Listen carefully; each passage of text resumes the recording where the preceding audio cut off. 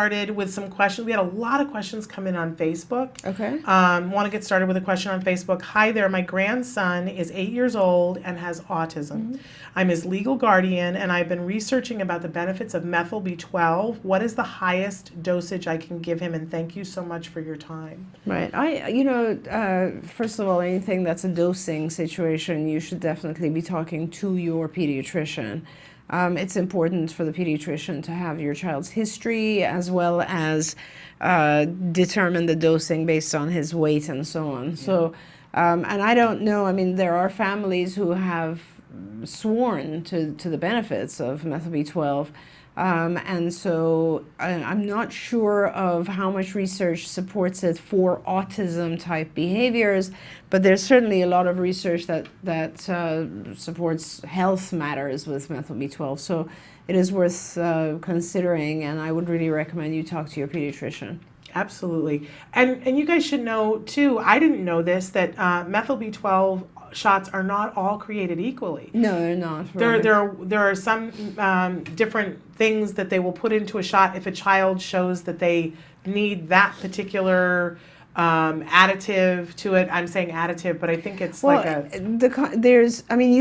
of times people are doing pure methyl B12 3 times a week, and so that's one thing. But you can certainly have methyl B12 together with other B vitamins, B complex.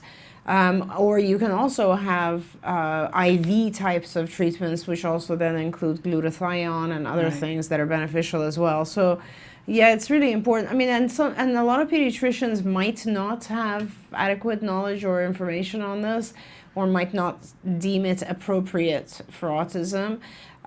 So another very good resource, obviously, is the MAPS website, and physicians who are MAPS trained will very easily be able to tell you about this. If you are a card patient, our physician, Dr. Linda Copeland, is able to answer this question as well and talk to you more about it. Yeah, absolutely. But it is something that has to be prescribed. Yes, it is. Yes. And so, absolutely, I love the advice of making talk sure to your when pediatrician. it's dosage. I will say that Jem did methyl B12 shots for a while, and we got a big bang out of it. That for us, that's a very individual experience, and he recently asked to go back on it. Oh, nice. Which is interesting. That he experiences talking is easier for him. Like, maybe I could use a methyl B12 shot today. I was about to say, like, I noticed that as the older you get, you start to forget words a lot. Or you just trip over your words sometimes. Yeah. He'll have a little bit of difficulty sometimes, and he'll say, I think I could use a shot. And he didn't love getting the shots. No. He was the one who asked to be taken off of them because you get them in the butt. Yeah. And they tell some parents to have your child be asleep, and we chose not to do that. Right. So, but anyway, we had another question that came in via Facebook. Dr. Doreen, hi. Through my child's ABA curriculum, he's been out one time to a large chain store with success. The BCBA that I have come to trust with my child's safety shook me up in a meeting with the district. She said that my child has not eloped from school and that my relationship with him is likely the cause of the issue. However, he's had eloping behaviors, running away from the staff inside, and has hid under furniture. I pointed out that every school has recorded elopement behaviors in the past 4 schools total. My trust is fairly damaged, and I feel betrayed, angry, and confused. I'm afraid to speak up for fear of my own impulsiveness and being that this really is our only resource for him. I don't think she's unfit, but I'm wondering if she will convey the seriousness of his safety to the staff. She also said that 1 of 2 of her most experienced staff would be taking him on these outings. So I have mixed feelings and I don't know what to think, say, or do. I think this encompasses what a lot of us feel sometimes, that we will put our trust and our hope into a provider, and then the provider says something inadvertently or deliberately that appears to go against what we thought we were all working towards, and it feels like a betrayal. It is a betrayal, and I can tell you from the perspective of a provider, you really have to be in the field for the right reasons. Like, it's very, very easy to go the wrong way. I've been around for so long, I can tell you I've had numerous different funding sources, whether it be school districts or regional centers or insurance companies or so on, who have attempted to make deals with me which were contingent upon not recommending more than X amount of therapy for any child who comes in. If you don't recommend more than 15 hours a week of ABA for any child that we give you, we'll give you 1,400 kids right now. Right. Now think about the effect of that on a small provider who doesn't know what they're here for, right, or who forgets their main reason for doing what we do, or who justifies it. I see who a justifies lot of it. justifying Yes. going around. They go, well, then we'll be able to help all those kids. Yes. But will you really? Yeah, absolutely. And so it's easy for people to go the wrong path and take that because, hey, it'll 1,400 kids, you can have multiple offices and so on and so forth. The other side of it is there's an inordinate amount of pressure on providers. Like, we have an entire department, as you know, of BCBAs, which are not cheap. It's expensive to have those BCBAs. And all they do not work with patients directly. All they do is fight funding agencies. Right. So their job is to make sure that all of our supervisors are writing reports in formats that are desirable by the various funding agencies. It's not like we can write one type of report and send it to a Medicaid case versus an insurance case versus a school district case. They're all completely different. Yeah. It's not like there's a template and you just there isn't, and it's fish them out. Right, and it's a ton of work, but we do it in order to make sure that our parents get these funds. Yeah. And it's very easy.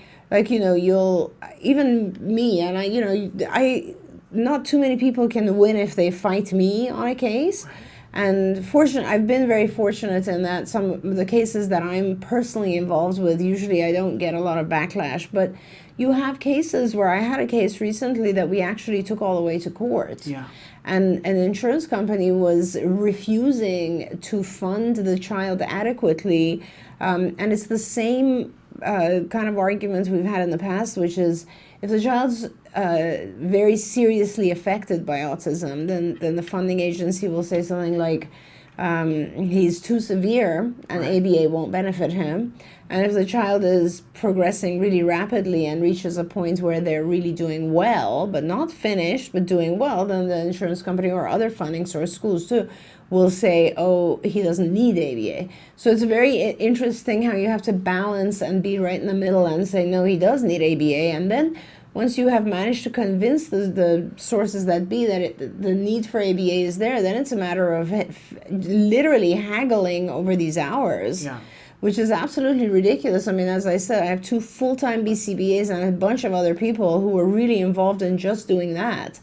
And it's all about going back and forth and proving why intensity matters. So I understand this parent. I understand how you can feel betrayed because it's a very confusing world when you enter, and there's a later question that I want to make sure we definitely address because it's a brand new parent. Yeah. And it's a scary world when you enter this field and then you find someone who's a BCBA and you trust them. Now, and I don't want to discredit, or say anything negative at all about the BCBA credential. It is a good credential and it is important for people to have that credential, and it gives you a level of expertise in the field of ABA.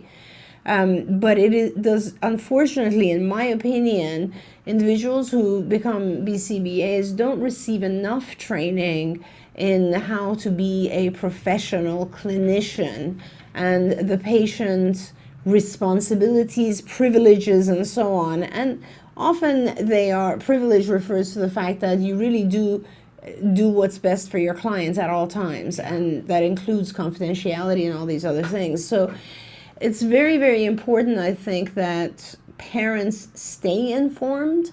And don't, when you feel this way, when you feel like, who should I trust? I mean, I hate to say it, and I know we all want someone that you can trust, but I would recommend that you build a team of people so that everyone has open conversation. Now, in your particular case, I'm not sure I understand it. From what I can tell, your child has had elopement behaviors. This BCBA is now saying that your child has not eloped from this current school, and that somehow your belief that he has elopement has to do with your relationship with him or something like that it's all made up. I'm not sure. Well, how I read it is that she's saying that the behavior is happening at home and that it's because of the relationship, because it's not happening at the school. I see.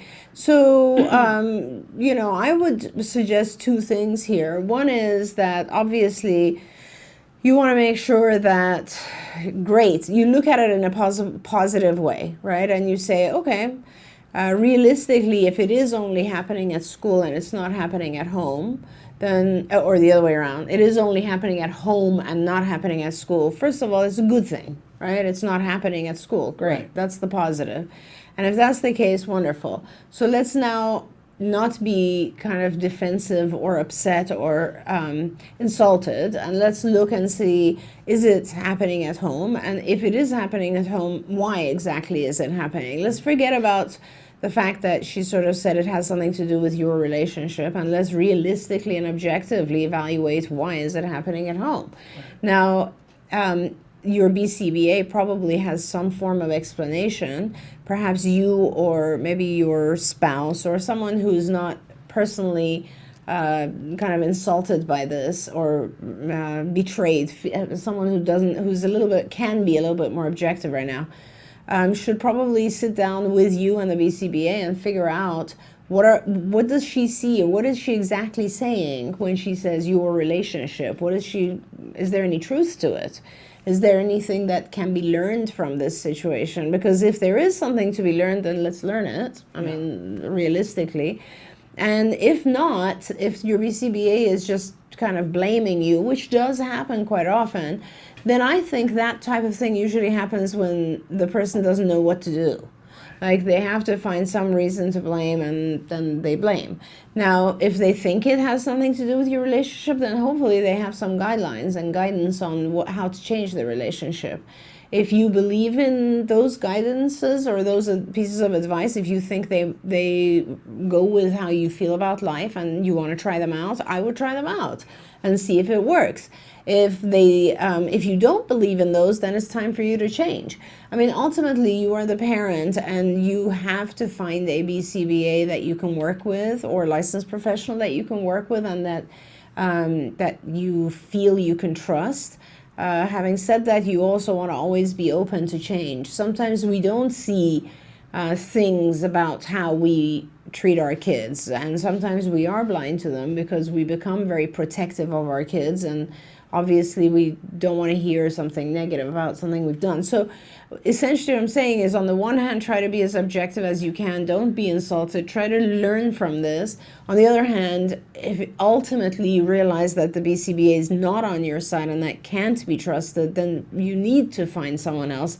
The relationship is important, that you have a trusting teamwork type relationship with your provider. So I'm going to weigh in as the paranoid mom. Yes. And then you can watch Dr. Granpeesheh deal with me, because, I'm like the paranoid mom. Great. And you know this about me. Because what I worry about with this is that the mom says the elopement behavior, the actual eloping isn't happening at school, but what I read is that you're afraid that it will, because there have been little things that have happened, like he's hid behind furniture. Right. And that he ran away from the staff while they were inside. Right. So the paranoid mom in me says, what happens if they go on an outing? Doesn't sound like these people really know and that they're not alarmed. And that the BCBA is saying, well, we're not seeing this behavior, so there's no need to be alarmed. Mm-hmm. Nobody's ringing a bell. And that's what I'm seeing as a mom. And I will be honest with you all, and you can all judge me because I'm okay with it. You know why? I'm going to get a pillow made that says other people's opinions of my parenting is none of my business, right? Because I just go, well, that's how I am, and everything, and that's how. Sure, absolutely. But there was and my son, who's luscious and wonderful and fabulous, and I need to let go of and let me just tell you, we have Temple granted things. Kelby can tell you, Temple lectured me for a half an hour the other day about how I need to let go and let the apron strings go further. Yeah, did we not have this conversation about a month ago when school started? Yes, we did, and this is why I'm saying you can learn from. Yeah. I'm willing to be the petri dish.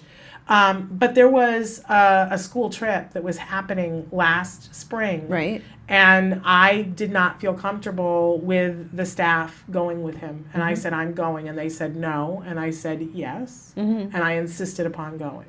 And they were not happy with me. But I didn't feel like, I feel like that they look at Jem and see no problems ever. And I don't think they would know what to do if there was a problem. And going on an outing, we've seen too many things, especially here in Los Angeles. I wasn't willing to risk it. Sure. Was that the best thing for him? Well, Probably how did it turn out? He was great. Yeah. But can I'm afraid to say, because I don't want lawyers calling, but we went on the trip. We went to the Getty Villa. Yeah. Great. Beautiful. Oh, We've been there before. Okay. The Villa. And they had said they didn't want me to ride on the bus with him. I said, all right, I'll do that. I'll let him ride on the bus. But they had him ride on the bus that was shorter, that had fewer kids. There were neurotypical kids and kids with autism on it.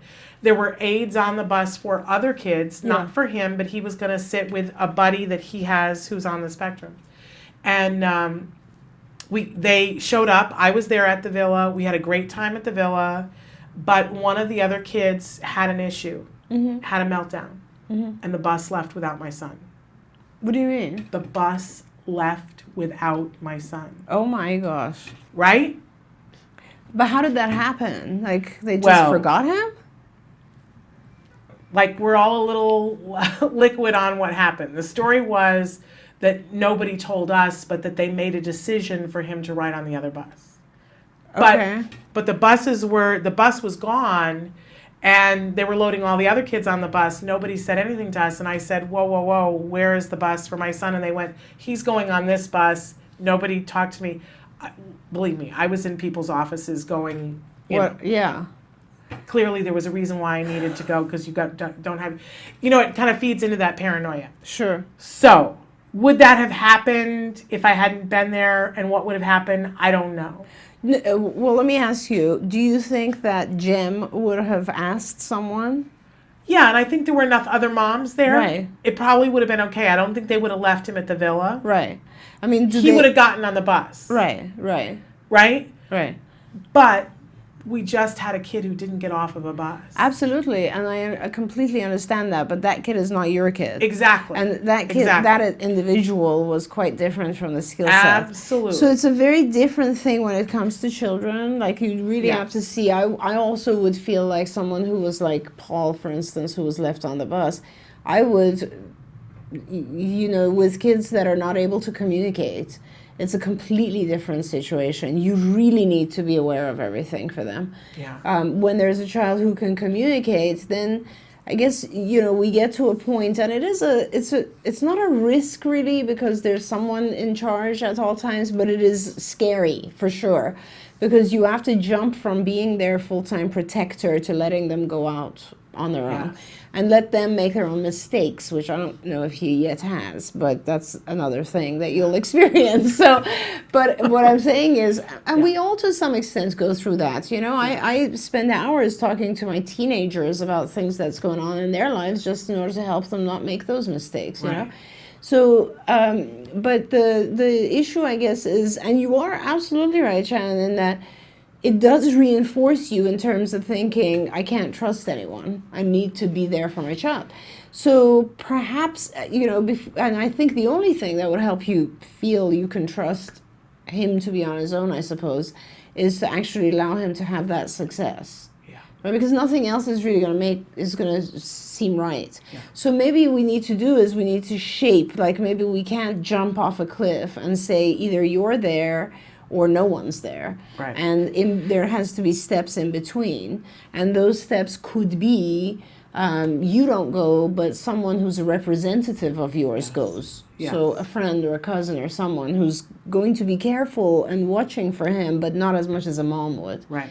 And then maybe you find a setting which, and this is just what we do in school. Like, another thing you could have done is you could have had a friend who, or one of us, someone who Jem doesn't really know. I consider go, but not be Right. with Jem. Just Right. watch him from afar. Absolutely. That's one of the things you can do, is you can go and just observe and be protective from the side. And I think if this parent, the same thing is true. If you're worried about going to a large chain store and you don't trust the people that are going to be with him, why do you have someone check it out? Yeah. I mean, we have a lot of our therapists out in the environment. It's one of the most important things. And we don't always we don't necessarily always have the therapist right on the child. Yeah. We want our children to establish a little bit of a larger safety net around themselves. So you can use other people. I think it's kind of like going from you to someone the child knows to someone the child doesn't know, to then whoever is in his teachers, aides, and so on and so forth. And that gives you a sense of safety. Yeah. And then, your child is eventually going into the mainstream. And so coming back to this mom, who's feeling concerned about that maybe they're not as alarmed as they should be, how can she move forward so that she's comfortable? Exact same thing. Like, I would say, you need to let your child go on these outings. This is really important. And if you don't trust these people to be able to take care of your child, then find a family member, a cousin, a nephew, a niece, or someone who can go to the location at the time, but kind of stay a little remote, so that they're not like around your child, and nobody even needs to know. You just need to have someone in the background keeping an eye on your child, so that nothing goes wrong, but you let these people do their thing. I often like to do that anyway. I mean, and I don't know about you and you, Shannon, but I have cameras all over my house. And mostly they're on the exits, but I do have cameras inside the house, and I've kept them since the time that my kids were young, and I had babysitters and nannies and so on. And I like once in a while being able to just check in on the house and see what's going on. And I think this is similar to that, and these days with all the technology that exists, I mean, my daughter the other day was saying, I wish I could just share with you the conversations that we have during lunch, right? And I was like, you can easily. I can give you a camera. It's called an iPhone. You can, not only that, that's true. You can just record it on your phone, or I could put a recorder in your backpack or whatever it is. Or, I mean, there's little pens that are recorders now if you want to do that. So there's all kinds of ways of being there. Yeah. And that's another thing. Like, you can attach a camera to your child's backpack, or put a GoPro on him, or whatever, Thank you for not just saying get over it. Oh, no, not at all. I mean, I'm the parent. But I appreciate that. Yeah. That, what I hear and what I appreciate and how I grow, and I have grown through, my child's at junior high. Yeah. And, the way I make progress, because you don't just say to me, get over it. You address my fears. Absolutely. And you give me power so that I make sure that he's safe without holding him back, which is wonderful. It's not like, I don't think any parent wants to have this fear. Right. Nobody wants this fear. Yeah. Everybody wants not to have this fear. Right. So the fact that you have this fear, it's prior experience and it's knowing your child. And so it's valid. There's no saying get over it. You only get over it when you actually see the child as capable. Yeah. And the only way to do that really is to shape that. So gradually step out. You don't have to suddenly step out. Okay. Thank you so much. We had a question that came in. Somebody said, can you please comment on people who now think our kids are violent because of recent shootings? Over the weekend, there was a lot of controversy, a page that popped up on Facebook that was Families Against Autistic Shooters. A lot of you wrote in and talked to us about it. Fortunately, it took several days, but Facebook has taken that page down. But I think it's left all of us worldly weary. It's terrible when these shootings happen. I don't think anybody can dispute that, but I feel like it's another level for our community when then all of a sudden there's a barrage of media speculating about a diagnosis no one knows for sure, and then a lot of the presumptions that happen after that, it leaves us all very afraid of our kids being further discriminated against. A lot of people have been speaking out on it, and we wondered if you had anything that you wanted to add to the mix. Yeah, it's actually really interesting because violent crimes of this nature, this is the latest trend now where people are saying that so-and-so had autism or Asperger's or something like that, which is kind of interesting because to some extent, it reminds me, didn't the parent of the shooter up in Santa Barbara last year say the same thing, I think? And I think to some extent, and I don't know, I have never met those individuals or diagnosed them. They very well could or could not have it, I don't know. But to some extent, it takes away the blame from the shooter in some ways and says, oh, he had mental disability. But what's interesting is that, and this is a very important fact in the United States, that only 5% of these violent shootings are committed by people with mental disability. Only 5%. People have the belief that the majority of these crimes are committed, but that's not true at all. In fact, most of the victims are individuals with mental disability in many cases, victims of any kind of violence. The majority are individuals with mental disability, but not the perpetrators. The perpetrators are often not individuals with any kind of mental disability. So, that's why there's a system in place to identify whether or not someone has a mental disability once they've committed a crime, because it is something that people try to do in order to get away with it. So my feeling is this whole thing is ridiculous, that we're saying, oh, these people who commit these crimes have autism. There has never, not even once, been proof of any of these cases actually having been diagnosed. I'm not aware of any. And honestly, even if it is 5%, it becomes more important to pay attention to the fact that individuals with mental disability, whether they're autistic or have other mental disorders, whatever it might be, mania, bipolar disorder, depression, anxiety, whatever it is, or even schizophrenia, psychosis, anything, they need help, and that's the bigger issue, I think, and that in this, we really have...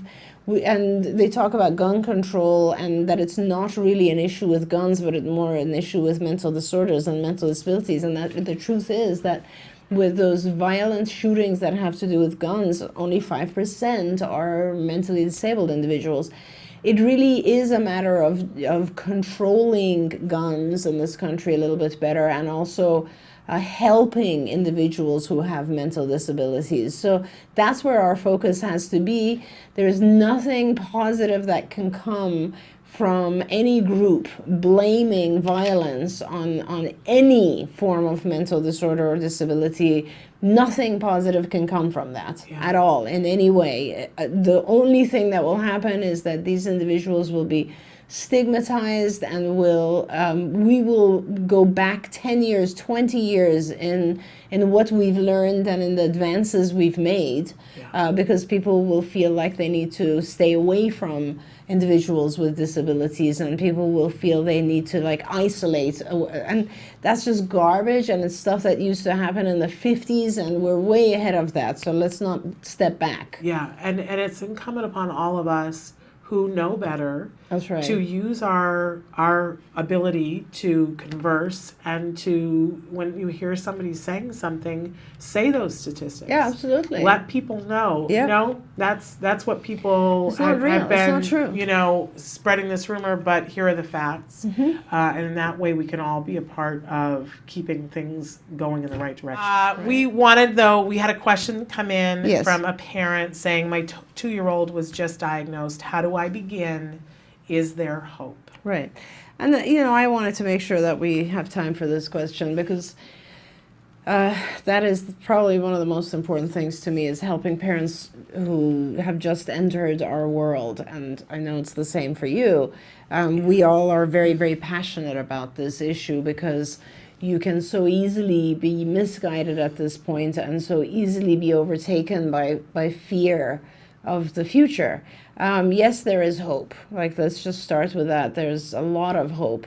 And you should try very hard to not be afraid at this point.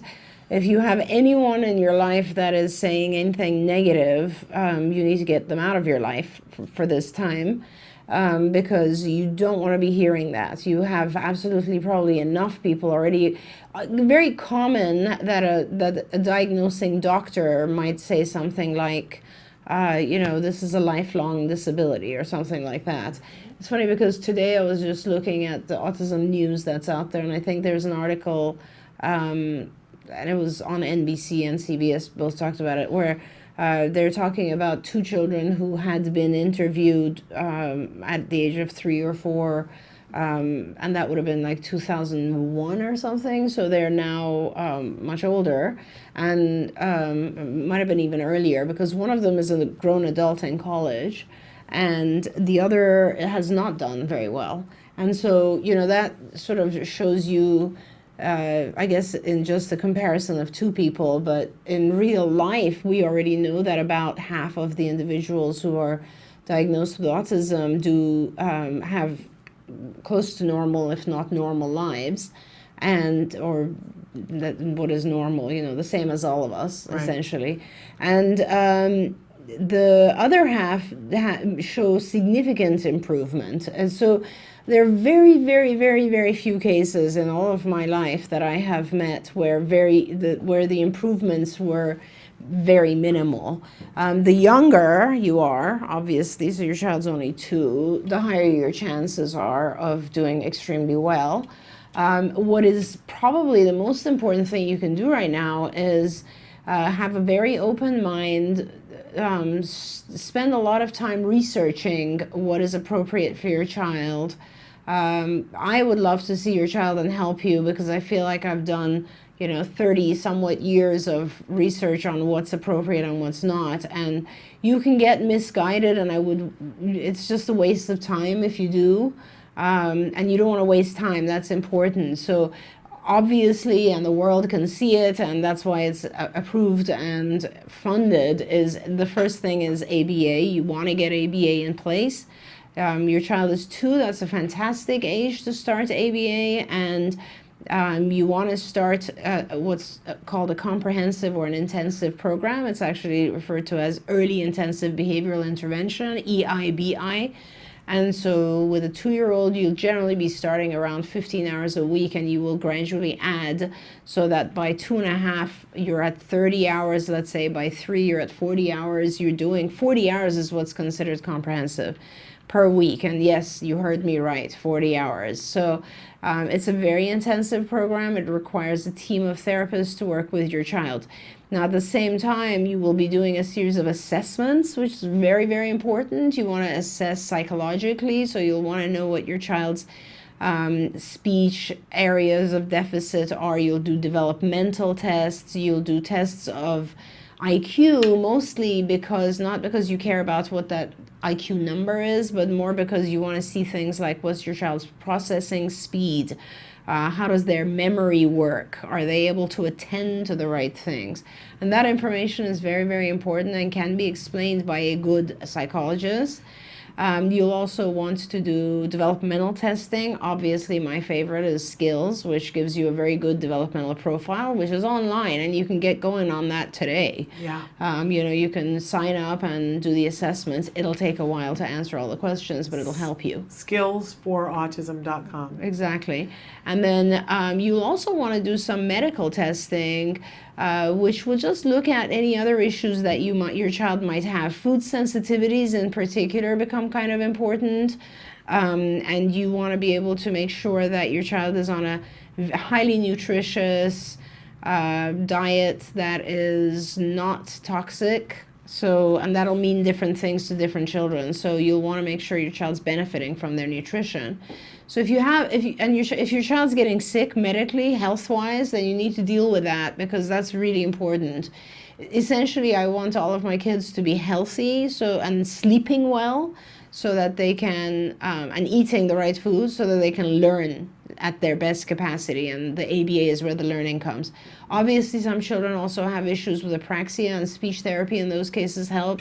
Some children have issues of a motor or sensory nature, and occupational therapy might help with that as well. And so those are the main things, I think, that you do. And you focus for the next 3 or 4 years on catching your child up, and that's how you look at it.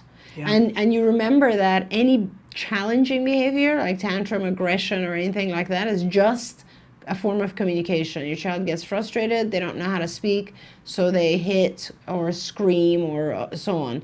It is not a side effect of autism, it's a side effect of not being able to communicate. Yeah. So the more you teach communication, the child's behaviors subside. And so don't be scared. There's a lot of hope. The sooner you dig into it and get started, the better. And a good organization will give you that support. Absolutely. And the only thing that I would add is that make sure wherever you are that you have both local and global support for you as a parent to have other parents to talk to. Absolutely. So that you will, like on those days when it's hard, somebody else will hold your hand and go, yep, been there, done that. You will survive this. We all have. It will get better.